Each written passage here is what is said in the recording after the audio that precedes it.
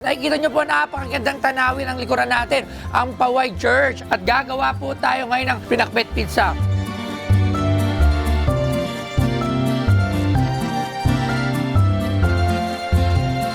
So kasama po natin Chef Harvey. So syempre hawak natin ngayon yung dough at massage muna. Isa to sa pinakamabili ba rito? Opo, pinakbet pizza. Paano ba gumawa ng dough, Kuya Harvey? May yeast kong siya, sir. Tapos sukal, Asin. Ano pa? tubig. Oh, nakita nyo ba yan? Bilog na bilog. Ayun, so ako nagawa ko na yung akin. Lalagay natin syempre ang ating sauce. Anong sauce to? Arabiata sauce. Arabiata sauce. So lalagay natin siya dito. So, okay, tapos next ay syempre lalagyan natin ng cheese. Okay, gigrate natin yan. Okay, next. Ano naman? Mozzarella cheese po. Ikakalat lang natin ng mozzarella cheese, ha?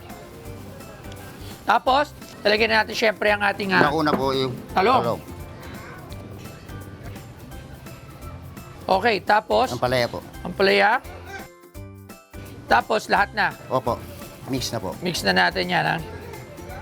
Lalagyan natin syempre ng kamatis. Syempre, kailangan may kamatis. Lalagyan din natin ng para maganda sa itsurahan, okay? Ayan. Tapos, syempre lalagyan natin ng parmesan.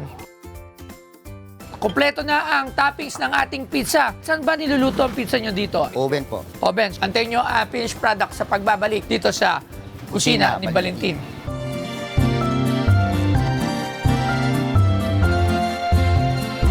Ito na yung finished product ng ating pinakbet pizza. Alright. So ayan, okay na. Ngayon na, nahiwa ko na siya. So titikman natin, ha.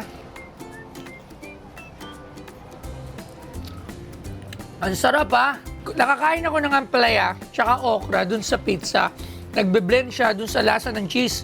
At overall, perfect. Ngayon lang ako nakakain ng ganitong klase ng pizza. So, para sa lahat na nga pupunta dito sa Poway, at panginaantay nyo, tara na dito sa kusina ni Valentin. Si Toy Tumamen, geng-geng, kasama ang Solid Dark Party List.